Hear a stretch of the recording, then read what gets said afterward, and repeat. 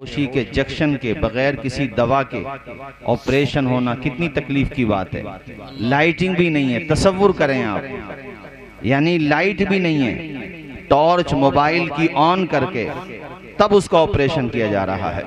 मगर उस बच्चे के हौसले को, हिम्मत को और कुरान अजीम से उसकी मोहब्बत को 100 बार सलाम, 1000 बार सलाम, बेशुमार सलाम। कि जैसे ही डॉक्टर ऑपरेशन शुरू करता है और उस बच्चे को तकलीफ का एहसास होता है, वो बच्चा कुरान मजीद की तिलावत शुरू कर देता है और तुम्हें एहसास दिला रहा है कि दुनिया का सामान रहे न रहे, रब का कुरान तुम्हारे पास रहना चाहिए। बेशक बेशक बेशक। और वो पढ़ता है वक़ज़ा रब्बुका अल्ला तअबुदू इल्ला इय्याहु व बिल वालिदैनि इहसाना। उसके बाद उसके लहजे में, उसकी तिलावत में ऐसी सोज़ो गुदाज महसूस होती है, लगता ही नहीं है कि उस बच्चे का ऑपरेशन हो रहा है।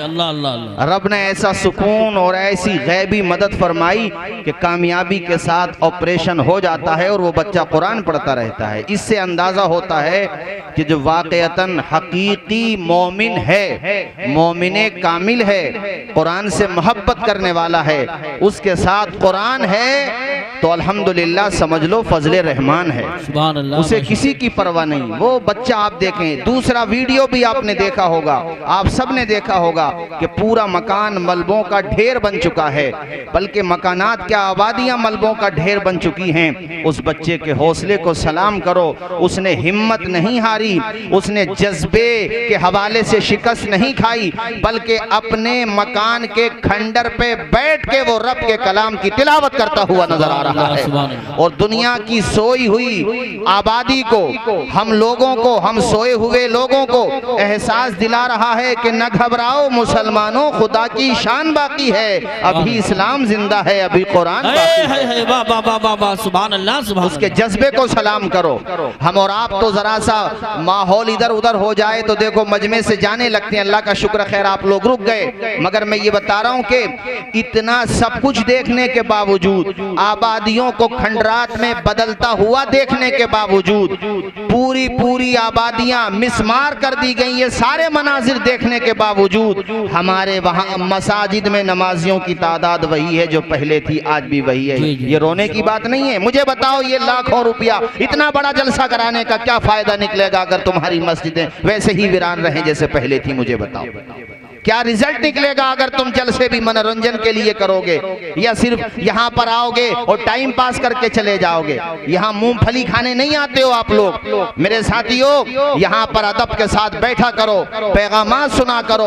और ये हम सब की भी जिम्मेदारी है कि हम जलसे के सही माना में किस तौर पे उसका असर हो, इस असर को हम भी दूसरों तक पहुँचाएं, ये हमारी भी जिम्मेदारी है हजरात। वरना क्या फायदा निकलेगा जलसों का? मुझे बताओ कि इसका ये रिजल्ट निकला। अगर सुबह भी फजर में नमाजी वही हुए जो कल थे, तो मुझे ये बताओ आपका ये लाखों रुपया उठाना, इसका क्या रिजल्ट निकलेगा मेरे साथियों?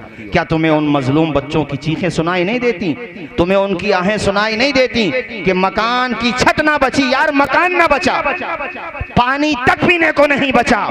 हर दिन नई करबला है, मगर उनका हौसला देखो और रब का करम देखो उनके ऊपर कि जब दुश्मनों ने पानी तक बंद कर दिया उन पे और करबला की याद ताजा कर दी, मगर उन बच्चों पे खुदा का करम देखो कि मेरे रब ने आसमान से पानी बरसा दिया उनके। बेशक बेशक, आसमान से पानी बरसा और रब ने कहा है मेरे मजलूम बंदो, तुम्हारे साथ कोई हो ना हो मगर तुम्हारा खुदा तुम्हारे साथ है। बेशक बेशक, जिसका कोई नहीं उसका भी खुदा है यारो। उनके हौसले को सलामत, अल्लाह सलामत रखे।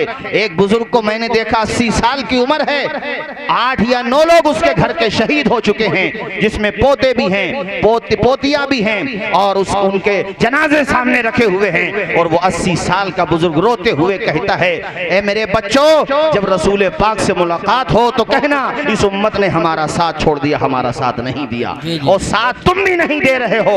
अगर उनके दुश्मनों के बनाए हुए प्रोडक्ट को तुम इस्तेमाल करते हो तो किस बात का साथ दे रहे हो? कम से कम हम उन जालिमों के बनाए हुए सामान का बाइकाट तो कर ही सकते हैं। मैं खुदा की कसम लेकर के कहता हूं, जब से ये जुल्म हुआ है और मुझे पता चला है ये पेप्सी, ये थम्स अप और ये मिरिंडा और ये दुनिया भर की जो चीजें हैं उनके बनाए हुए हैं। अल्लाह की कसम मैंने हाथ तक नहीं लगाया, पहले मैं पी भी लिया करता था, मैंने नहीं पिया है। कोई ये कह सकता है कि हमारे बाइकाट करने से, एक दो के बाइकाट करने से क्या होता है, तो मैं उसको बताता हूं कि हजरत इब्राहिम खलीलुल्लाह के लिए जब नारे नमरूद सुलगाई गई थी तो मेंढक बुझा रहा था, आग को पानी लेकर के आ रहा था और घिरगिट फूंक मार रहा था। ना तो मेंढक के पानी लाने से वो आग बुझ रही थी और ना घिरगिट के फूंक मारने से वो आग दहक रही थी। क्या वजह है?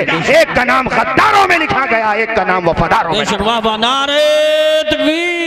हजरात मैं ये कहना चाहता हूँ, हजरत यूसुफ अलैहिस्सलाम को जब बाजारे मिस्र में खरीदारों की लाइन थी और खरीदा जा रहा था तो क्या वो ज़ईफा नहीं आई थी? हैं? अटिया लेकर के आ गई थी, रुई की अटिया लेकर के। उससे कहा था, कहने वालों ने उसका मजाक भी उड़ाया था, ए बेवकूफ औरत, यहाँ तो अजीज मिस्र खरीदार है। अजीज लक़ब होता था मिस्र के बादशाह का, वो खरीदार है यहाँ, तेरी अटियों की क्या हैसियत? रोते हुए उस औरत ने कहा था, एतराज करने वाले, ये तो मैं भी जानती हूँ कि मेरी अटियों की कोई हैसियत नहीं है, मेरी अटियां ना देख, मेरे दिल का जज्बा देख, इसलिए लेकर के आई हूँ कि कल कयामत के दिन यूसुफ के खरीदारों में मेरा भी नाम आ जाएगा। इसलिए मजलूमों की हमदर्दी में आप पीसफुल जो भी अपने तौर पे कर सकते हैं, अरे दुआ तो कर ही सकते हैं उनके लिए नमाजें पढ़ पढ़ के दुआ करो। अरे तुम्हारा जज्बा कहाँ चला गया? तुमसे मस्जिदें भरी नहीं जाती, बातें करते हो बहुत बड़ी बड़ी, ऐसी बातों से कुछ नहीं होता है, पहले मस्जिदों को आबाद करना पड़ेगा। मुझे याद आता है इजराइल के एक मुफक्किर से पूछा गया था, क्या तुम्हें इस बेबस कौम से कभी डर लगता है? तुम्हें लगता है कभी बेदार हो जाएगी? उसने कहा था, हाँ, जिस दिन फज्र की नमाज में मुसलमानों की तादाद जुमे के नमाज के बराबर हो जाएगी, हमें लगेगा ये कौम बेदार हो गई। सुभान अल्लाह, माशाअल्लाह माशाअल्लाह। हम नमाजें ना पढ़ें, अल्लाह के घर को वीरान रखें तो कैसे मदद आएगी? मेरे रब ने कुरान में कहा, इन्नल्लाह ला युगय्यिरु मा बिकौमिन हत्ता युगय्यिरु मा बिअनफुसिहिम। अल्लाह उस कौम की हालत नहीं बदलता जो अपनी हालत बदलने की फिक्र ना करे। अपनी हालत तो बदलो। मैं आज कितने जवानों को देखता हूँ, मुझे कहना चाहिए, मैं ये क्यों कहूँ नहीं कहना चाहिए, कितने जवानों को देखता हूँ, अभी वर्ल्ड कप चल रहा है, सट्टे लगाते हुए मिल जाएंगे, जुए खेलते हुए मिल जाएंगे। वो कौम जिसकी बहनें बेटियां उनके सरों से छत छीन ली गई, जिस कौम के बच्चों को यतीम कर दिया गया, पूरे पूरे परिवार जिनके शहीद हो गए, उन बच्चों का कोई पुरसाने हाल नहीं, उनके आंख के आंसू देखो तो दिल का कलेजा मुंह को आने लगता है, पैमाने दिल आंखों से बरसने लगता है। उन बच्चों का दर्द देखो, उनकी आहें देखो, उसके बावजूद इस कौम ने अभी शराब के जाम नहीं छोड़े, ताश के पत्ते नहीं छोड़े, जुआ खेलना नहीं छोड़ा। तो मुझे बताओ मेरे साथियों, कैसे हालात बदलेंगे? हाँ, मौजूदा दौर के दिन रात बदल सकते हैं, मुल्क के फिक्र नजरियात बदल सकते हैं, तुम बदल जाओ तो हालात बदल सकते हैं। बेशक बेशक, सुभान अल्लाह। तुम्हें बदलना पड़ेगा पहले, उसके बाद हालात बदलेंगे। तुमने वो मनाजिर, मैंने क्या, तुमने सबने, हम आपने सबने देखे मेरे साथियों। उस कौम को सलाम करो, मगर यहाँ जुआ खेला जा रहा है। क्या तुमने हुजूर की ये हदीस नहीं पढ़ी कि जुआ खेलने वाला जब जुआ खेलता है तो वो गोया के खिंजीर के खून में अपने हाथों को रंग लेता है। सट्टे लगाए जा रहे हैं कि इस ओवर में ये विकेट हो गया, इतने रन आ गए तो तुम जीते वरना हम जीते।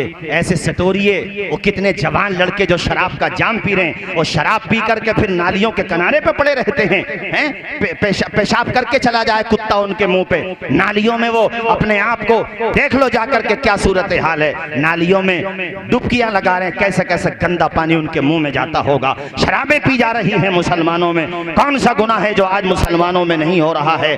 अपने आप को बदलो। सहाबा और हकीकत में मुसलमान वो थे कि जब शराब की हुर्मत पे आयतें नाजिल हुई कुरान में तो शराब के मटके फोड़ दिए थे और नाली में पानी की जगह शराब बह रही थी। मेरे साथियों, ये अहले ईमान होते हैं। आज हमें और आपको क्या दर्द है? किसका दर्द है? किसी का कोई दर्द नहीं, न किसी का एहसास है।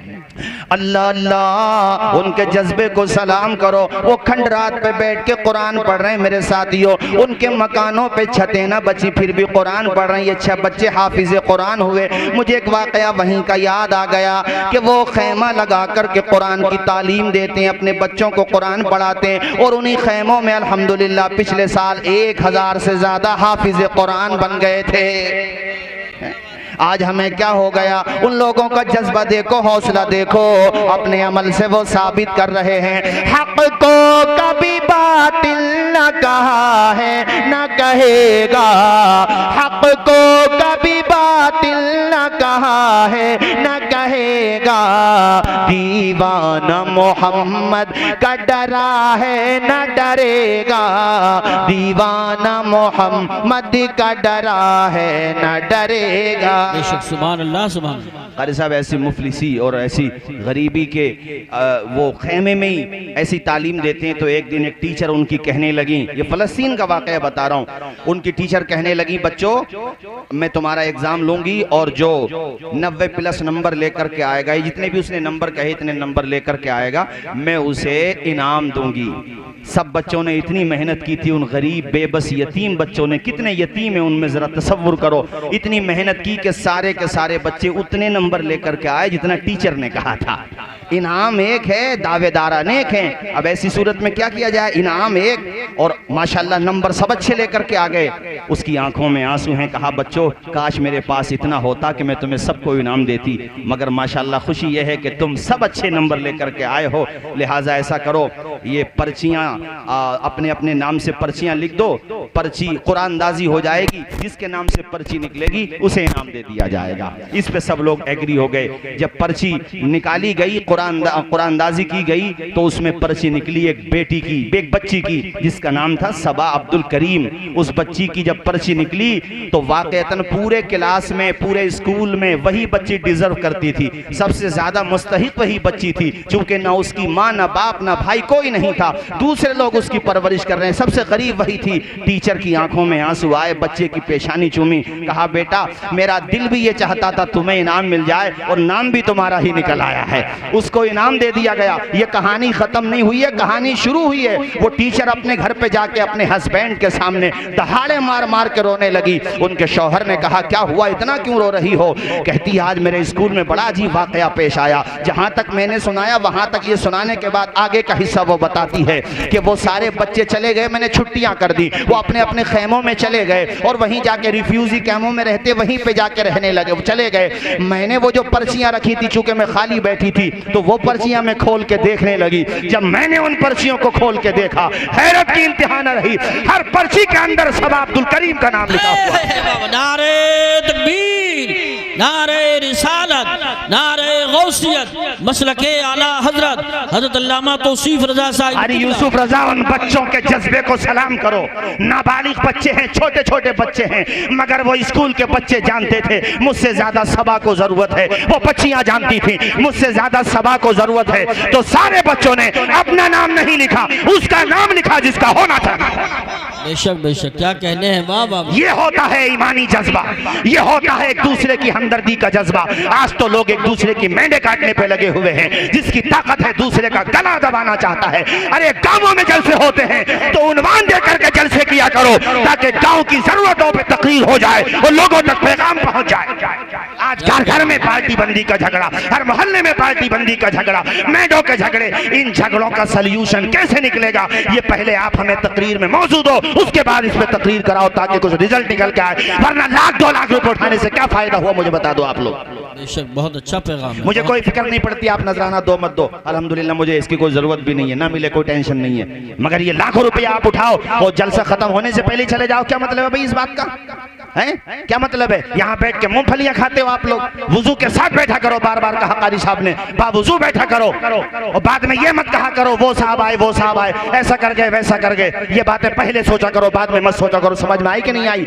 भेजे खराब हो गए तुम लोगों के, तुम्हें कुछ भी अंदाजा नहीं है दुनिया में क्या तमाशा बना करके रख दिया है। पार्टी बंदी के झगड़े हैं, छोटी छोटी बातों पे लड़ाइयां करते हो, वो उससे लड़ रहा, ये इधर से लड़ रहा, ये झगड़े खत्म करो।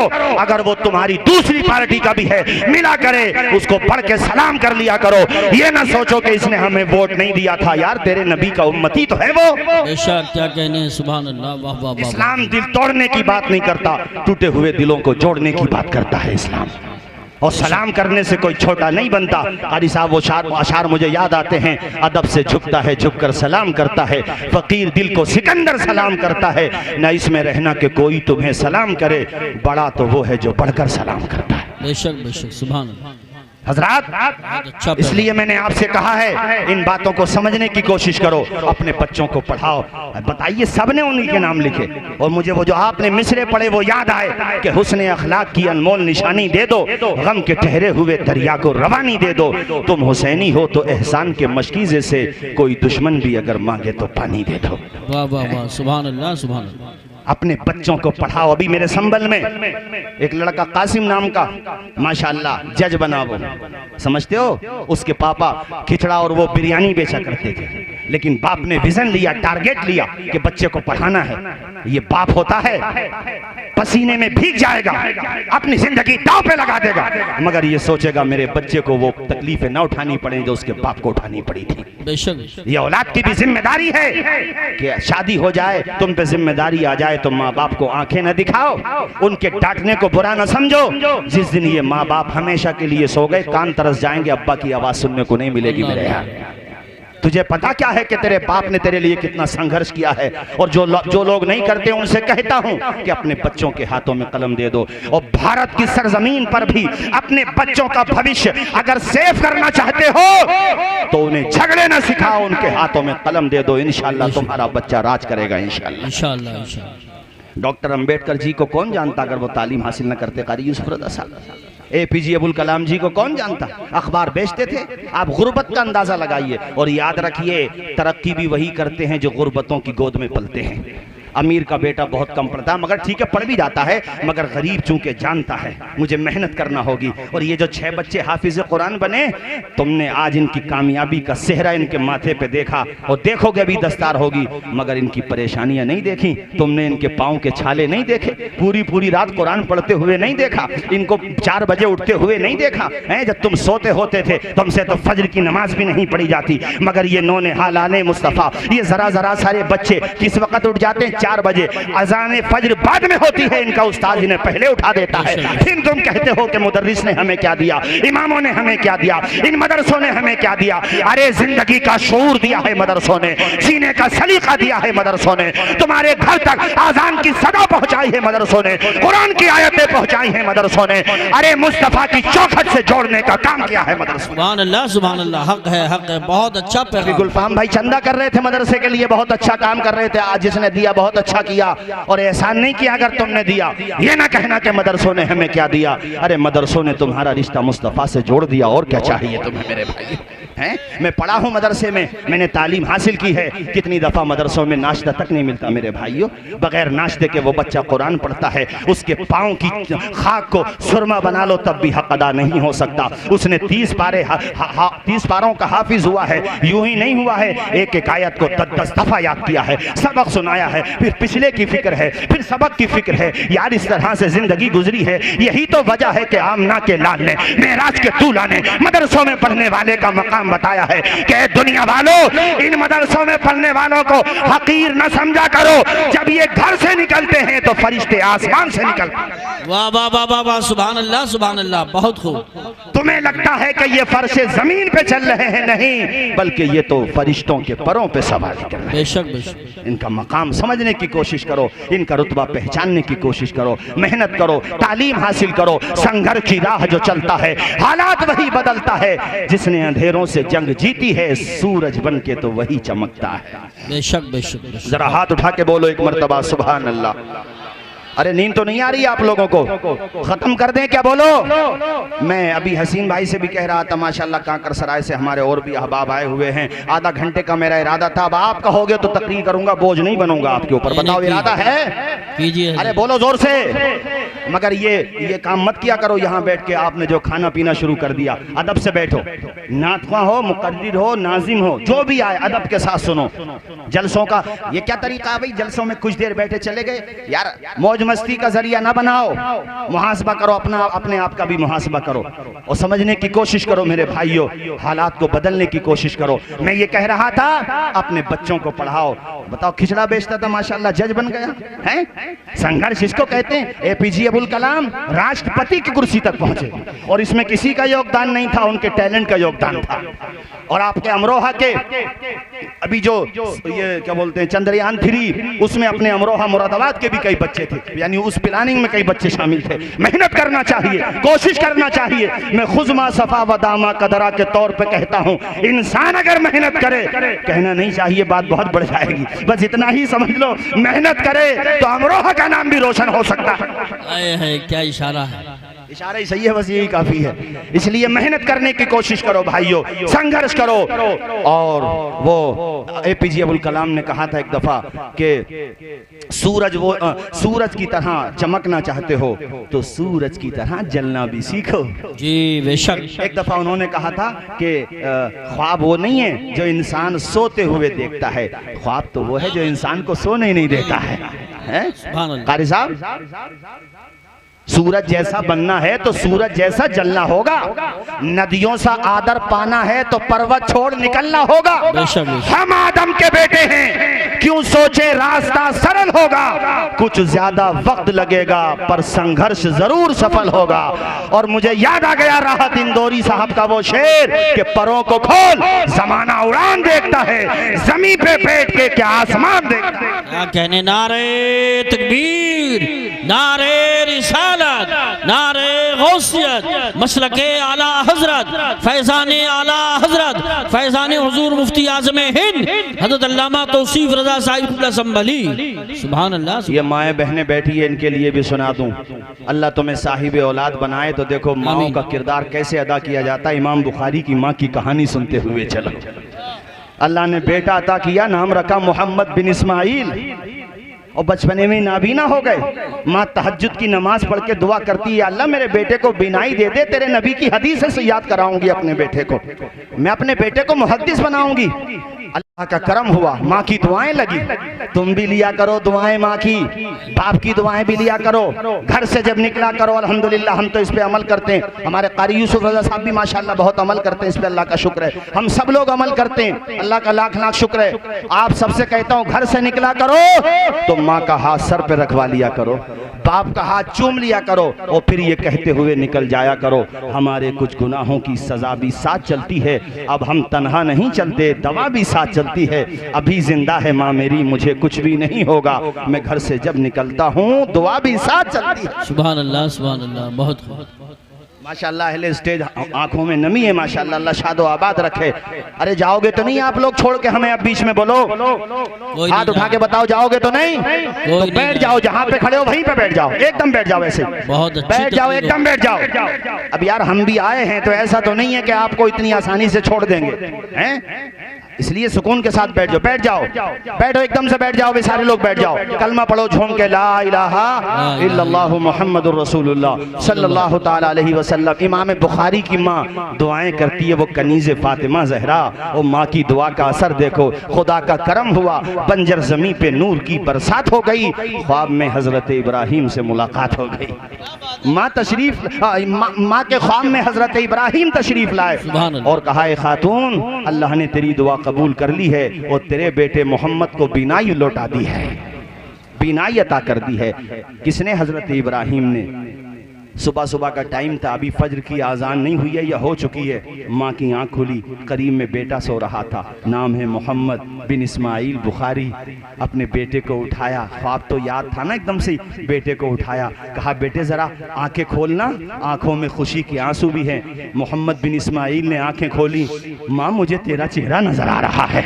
ये जुमले सुनने के लिए माँ के कान तरस गए थे, इतना कहा तो ढारस बन गई, कलेजे से चिमटा लिया, मौला तेरा शुक्र है तूने मेरे बेटे की बीनाई वापस कर दी। ये माँ होती है कि अपनी जिंदगी को कुर्बान कर देती है बच्चों के लिए। मालिक तेरा शुक्र है, ए बेटे तुझे साफ नजर आ रहा है। माँ हाँ हाँ तेरा चेहरा भी नजर आ रहा है, और तू जो चादर ओढ़े हुए है ना, सुर्ख रंग की चादर है मेरी माँ। अल्लाह अल्लाह। और यहाँ पे मोहम्मद बिन इस्माइल बुखारी की इंतखाब पे भी कुर्बान जाओ, रोशनी मिली, बीनाई मिली, आसमान की रंगत न देखी, माँ का चेहरा देखा। गोया के उन्होंने माँ का चेहरा देखने के बाद ये कह दिया, ए अंधेरे देख ले, मुंह तेरा काला हो गया। माँ ने आंखें खोल दी, घर में उजाला हो गया। सुभान अल्लाह, सुभान अल्लाह, माशाअल्लाह, माशाअल्लाह। ये होता है माँ का अदब। और फिर क्या हुआ, अपने बेटे को पढ़ाया माँ ने। माँ तुम्हें सुना रहा हूँ खास तौर पे, ये जो 6 बच्चे हाफिज कुरान बने, इनके पीछे इनकी माँ की बड़ी मेहनत होगी बेशक। हजरत इमाम बुखारी को माँ ने तालीम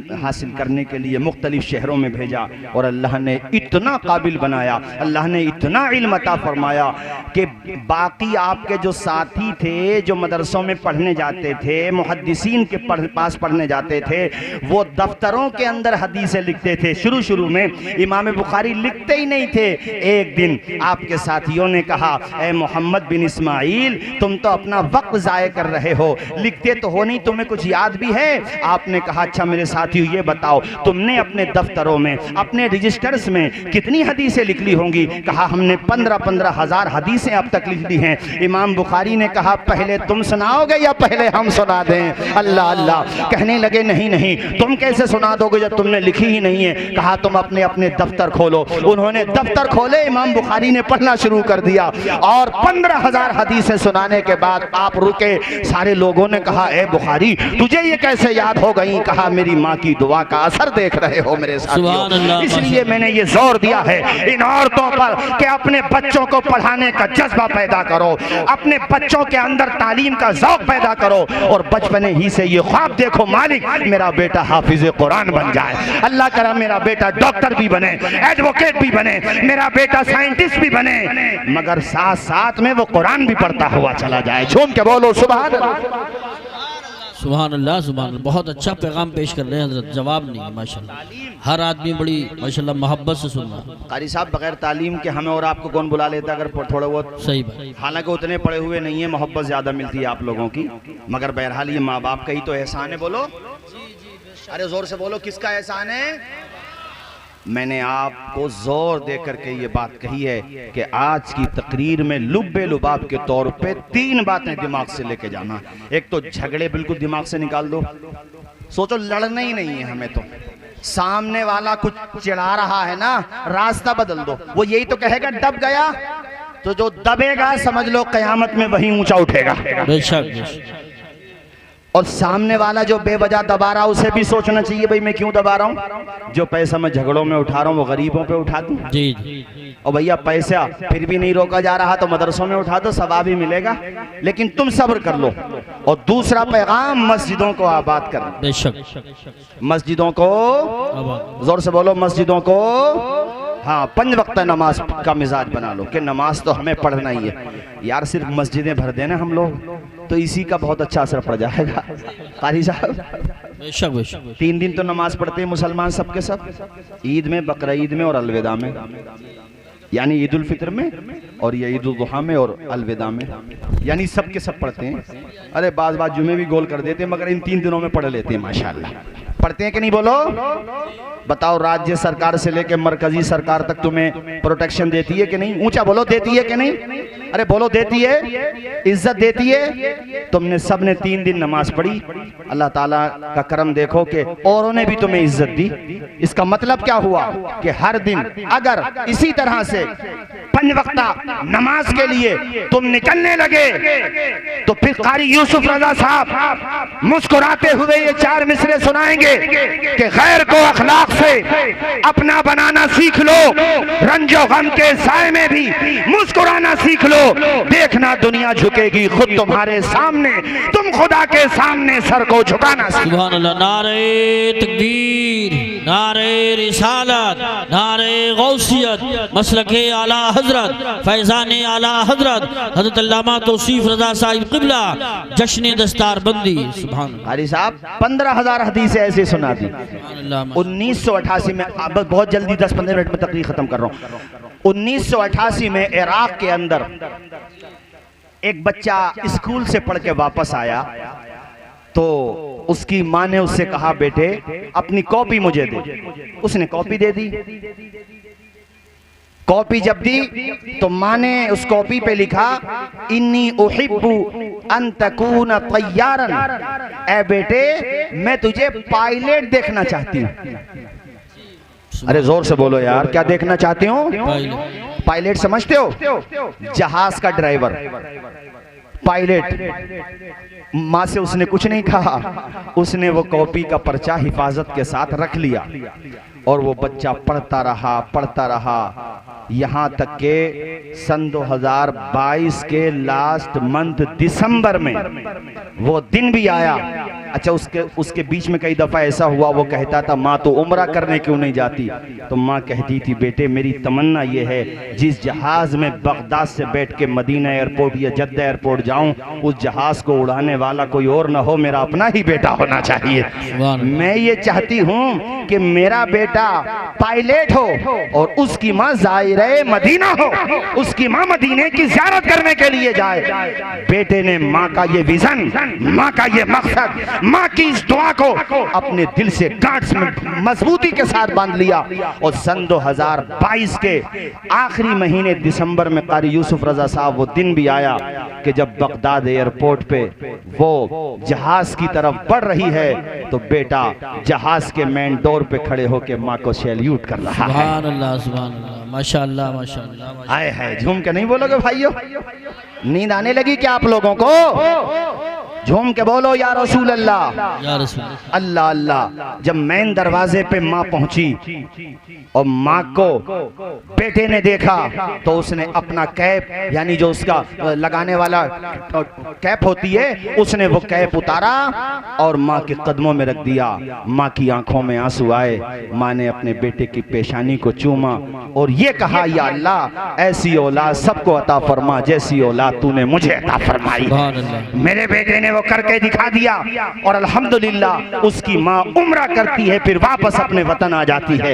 ये सुनाने का मकसद ये था, ए माँ तुम्हें मैं सुना रहा था कि अपने बच्चों को बचपने ही से विजन दो, टारगेट दो कि हमें अपने बच्चों को कामयाब बनाना है, उनके हाथों में कलम देना है। मुझे आजम खान साहब का ये जुमला याद आता है, उन्होंने कहा था अगर तुम भी अपनी नस्लों के बारे में गौर नहीं करोगे तो 7 समंदर पार से तुम्हारे हाथों में कलम देने के लिए कोई नहीं आएगा, बेशक तुम्हें ही पढ़ना पड़ेगा। अभी आपके कुंवरदानी साहब हैं अपने यहाँ के सांसद। एजुकेशन की ताकत है भाइयों, तालीम की ताकत है, तालीम हासिल करो। ये मत सोचने लगना कि ये मौलाना तौसीफ रजा साहब इस विलेज में तालीम की बात लेके बैठ गए, हम गांव के रहने वाले हैं, हम पढ़े भी तो क्या पढ़ेंगे, करेंगे भी तो क्या करेंगे। ये गलत सोच है, ऐसा कुछ नहीं है। अल्हम्दुलिल्लाह बहुत से लोग हैं जो गांव के भी हों तो अल्लाह के करम से नाम रोशन कर देते हैं। अरे वो लड़का भी तो गांव का ही है भैया, अरे वो भी तो जिला अमरोहा का नहीं है, बोलो नाम रोशन हो जाता है। इसलिए घबराओ नहीं, संघर्ष करो, मेहनत करो, जज्बा लेकर के जाओ और अपने दिमाग में ये बिठा करके जाओ जो पैसा हम बिया शादियों में फजूल खर्च कर रहे हैं और खुराफात में उठा रहे हैं, वो पैसा हम बच्चों की तालीम पर उठाएंगे। बेशक आगे बोलो जरा इंशाअल्लाह, और जोर से बोलो भाइयों इंशाअल्लाह। पढ़ाओगे कि नहीं पढ़ाओगे बच्चों को? बोलो आधी रोटी खाएंगे बच्चों को पढ़ाएंगे, आवाज आए बच्चों को। अपने संबल की बात है, जब ये चेयरमैन शरीतुल्लाह साहब जिला के चेयरमैन बने थे उस टाइम की बात है, बल्कि उनसे भी उन्होंने ही सुनाई थी ये बात। अपने संबल में जो कोर्ट है तो उसमें एक संतरी हुआ करता था, गैर मुस्लिम था, मगर मैं तालीम के बारे में बता रहा हूँ, ज़ौक़ ज़ौक़ होता है। वो संतरी था, जब जज साहब आते थे तो उनकी कुर्सी लगाना या बाकी काम देखना वो उसकी जिम्मेदारी थी, सैल्यूट भी करता था उनको। तो संतरी के दिमाग में ये बात आई, क्यों ना ऐसा हो कि मैं तो संतरी ही रहूंगा, आगे क्या तरक्की करूंगा, लेकिन इस कुर्सी पे एक दिन मेरा बेटा आ रहा हो, मैं यहीं पे। वाह वाह वाह।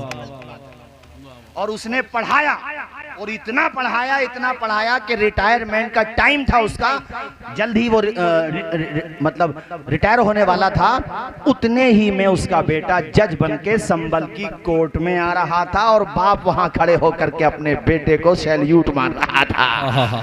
तो बेटा आगे नहीं बढ़ा बल्कि अपने पिताजी के चरणों में झुक गया और अपने पिताजी के चरणों को उसने छुआ, सम्मान दिया। ये कहना चाहता हूँ, अरे उसके एतबार से मैंने कहा तालीम हासिल कर करना चाहिए। एक अभी यहाँ का हरियाणा का लड़का था, मैंने उसका फोटो देखा सोशल मीडिया पे, वो मेहनत करता था, उसका बाप रक्षा चलाता था, रक्षा पोलर ऑटो चलाता था, मगर बच्चे को पढ़ाता था, कितनी परेशानियां उठाता था, फाका करता था, बच्चे को पढ़ाता था। उसका बेटा तो आईएएस बना, डीएम बना, और जिस दिन डीएम के ऑफिस में वो पहुंचा, पहला दिन था पोस्टिंग का, तो अपने पिताजी को उसने कुर्सी पे बिठाया, खुद पांवों में बैठ गए अपने पिताजी के, और उसके बाप ने रोते हुए अपने बच्चे के सर पे हाथ रखा। ये चंद बातें तुम्हें मैंने सिर्फ इसलिए बताई है ताकि जलसे का कुछ निचोड़ निकल के आए, इतने मजमे में एक बंदा भी ये आज़म लेकर के जाए कि इंशाअल्लाह अपने बेटे को एडवोकेट बनाऊंगा, और इतना बड़ा एडवोकेट बनाऊंगा, सिर्फ अमरोहा कोर्ट का एडवोकेट ना बनेगा, अल्लाह ने चाहा तो मेरा बेटा सुप्रीम कोर्ट का एडवोकेट बनेगा।